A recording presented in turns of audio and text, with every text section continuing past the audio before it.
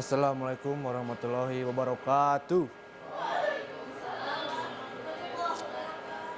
Perkenalkan, saya Ustadz Muhammad Hairil Hafidz Sutadi Praja yang akan memberikan ceramah tentang sholat sunnah. Bismillahirrahmanirrahim. Alhamdulillahirrabbilalamin. Wassalatu wassalamu ala asrofil anbiya'i wal mursalin wa ala alihi washabihi ajmain. Asyhadu an la ilaha illallah wa asyhadu anna Muhammadan abduhu wa rasuluh. Allahumma sholli ala sayyidina Muhammad wa ala alihi washabihi ajmain. Amma ba'du. Hadirin dan hadirat, siang ini kita sudah berkumpul di tempat ini yang semoga akan diberkahi oleh Allah Subhanahu wa taala. Tak lupa kita panjatkan salawat serta salam kita semoga tercurahkan limpahkan kepada junjungan Nabi kita tercinta Nabi Muhammad sallallahu alaihi wasallam. Nikmat Islam, nikmat iman, hingga sehat walafiat. Seandainya lautan yang ada di muka bumi ini Allah jadikan tinta, pohon-pohon Allah jadikannya pena, serta dedaunan Allah jadikan kertas, niscaya ia tidak akan cukup untuk menuliskan nikmat-nikmat yang Allah berikan kepada kita. Hadirin dan hadirat yang dirahmati Allah Subhanahu wa taala, berdirinya saya di sini tidak lain untuk menyampaikan terkait pentingnya dan keutamaan sholat sunnah.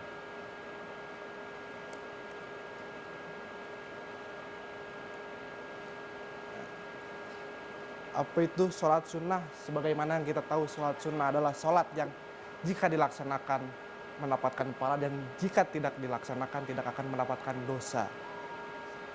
Akan tetapi Rasulullah pernah bersabda bahwa sholat sunnah merupakan sholat sebaik-baiknya yang dimuliakan oleh Allah Subhanahu wa taala. Apa hukumnya sholat sunnah? Sunnah. Hukumnya sholat sunnah adalah bahwa sholat sunnah itu tidak wajib dilaksanakan tapi sangat dianjurkan oleh Rasulullah. Sebagai bentuk tambahan ibadah, sholat sunnah memberikan peluang-peluang untuk kita menutupi sholat-sholat fardu kita yang belum khusyuk atau belum sempurna. Akan mendapatkannya pahala serta dicintai oleh Allah Subhanahu wa taala. Dalam macam-macam sholat sunnah. Yang pertama adalah sholat sunnah nafilatun muwaqqatatun.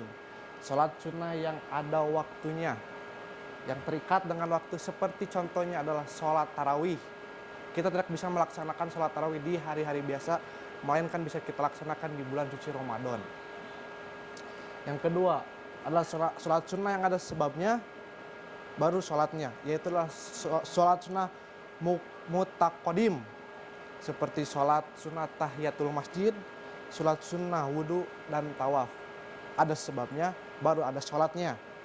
Oke, yang ketiga adalah sholat sunnah sabab muqorin, sholat yang bersamaan dengan sebab, yang ada sebabnya baru ada sholatnya, seperti sholat gerhana. Kita tidak bisa melaksanakan sholat gerhana setelah gerhananya beres. Ada gerhana, ada sholat. Nah, yang terakhir yang keempat adalah sholat mutaakhir, adalah sholat yang baru sebabnya, seperti contoh sholat istikharah. Kita bisa sholat istikharah, kita sholat dulu baru kita menerima atau menyampaikan keinginan kita atau hajat kita yang belum terkabul, maka itu disebut dengan sholat mutaakhir. Yang terakhir adalah sholat sunnah mutlaqoh, tanpa sebab dan tanpa waktu. Kita sudah melakukan sholat witir, sudah melakukan sholat fardu, sholat duha, kita boleh lagi sholat.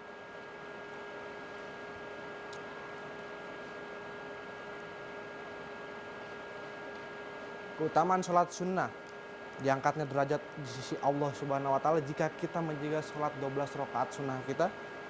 Dosanya berguguran ketika kita sedang ruku dan sujud dan menutupi kekurangan dalam sholat fardu. Ada dalil yang menyatakan, hadis riwayat Muslim dari Ummu Habibah, istri Nabi SAW. Tidaklah seorang muslim mendirikan sholat sunnah ikhlas karena Allah sebanyak 12 rakaat selain sholat fardu, melainkan Allah akan membangunkan baginya sebuah rumah di surga nanti. Yang kedua adalah dari hadis riwayat Muslim, hendaklah engkau banyak melakukan sujud, sebab tidaklah engkau melakukan sekali sujud melainkan Allah meninggikan derajatmu satu tingkat dan menghapus dosa-dosamu. Yang terakhir adalah sesungguhnya Rasulullah bersabda, sesungguhnya hal pertama yang akan dihisab dari seorang hamba adalah sholatnya. Jika sholatnya sempurna, ditulis sempurna. Jika kurang, Allah Subhanahu wa taala berfirman, lihatlah apa kalian menemukan hambaku memiliki catatan tentang sholat sunnah yang menyempurnakan sholat fardunya, kemudian sebagai amal baik yang meringankan perhitungannya. Nah, hadirin dan hadirat sekalian, semoga kita senantiasa istiqomah, maka Allah menjauhkan kita dari segala penyakit, dipermudahkan segala urusan dunia maupun akhirat, hingga pada akhirnya mendapatkan surga Allah Subhanahu wa taala. Maka dari itu kita senantiasa untuk melaksanakan sholat sunnah, karena sesungguhnya sabda Rasulullah bahwa sholat sunnah merupakan sebaik-baiknya sholat yang dimuliakan Allah Subhanahu wa taala. Insya Allah kita semua dapat melaksanakan sholat sunnah. Maka dari itu kita sama-sama meningkatkan keimanan dan ketakwaan kita kepada Allah Subhanahu wa taala. Mungkin itu saja yang saya sampaikan. Wabillahi taufiq wal hidayah. Wassalamualaikum warahmatullahi wabarakatuh.